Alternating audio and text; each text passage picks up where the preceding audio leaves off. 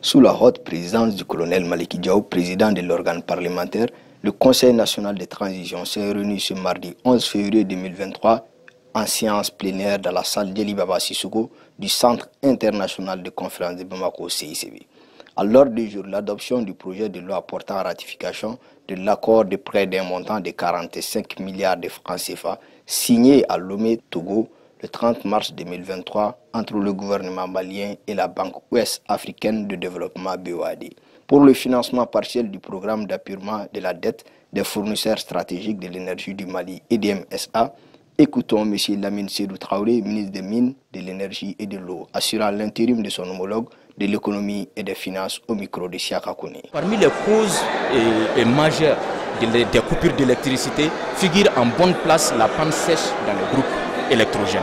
Aujourd'hui, ce projet vise à empêcher que les pannes sèches arrivent dans nos groupes électrogènes parce qu'il faut assurer l'approvisionnement régulier de nos centrales thermiques en fioul. Si on remarque, c'est qu'avec la crise ukrainienne, le prix des hydrocarbures a été multiplié presque par 2.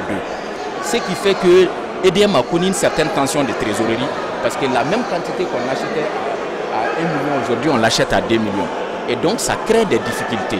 Et avec l'embargo injuste et injustifié, illicite que le Mali a connu en 2022, les fournisseurs qui nous accompagnent sur ces créneaux-là ont continué à fournir et sont restés presque 1 an sans être vraiment réellement payés. Donc pourquoi? Parce que simplement, il faut rappeler que le prix de l'électricité est subventionné au Mali. Aujourd'hui, le coût de production de l'électricité au Mali, avec la crise ukrainienne, avec la flambée du prix du pétrole, ça tourne autour des 200 francs CFA, le kilowattheure. Alors que le EDM vend l'électricité à 100 francs. Donc ces gaps-là, entre le prix de vente et le coût de production, doit être soutenu par l'État.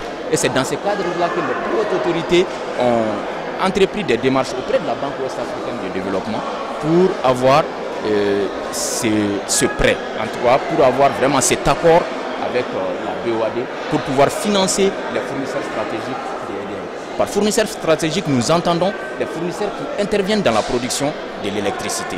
Donc c'est une première phase pour un montant de 45 milliards. La deuxième phase va suivre pour un montant de 55 milliards. Il faut rappeler que le montant réel recherché est de 242 milliards. D'abord, la fourniture correcte de l'énergie, de l'électricité, je veux dire, et à la population et aux industries maliennes. C'est par l'industrie c'est l'industrie qui, par ses effets d'entraînement positif, peut tirer vers le haut, vers les autres secteurs de développement, notamment le secteur primaire et le secteur tertiaire, pour une croissance harmonieuse du développement.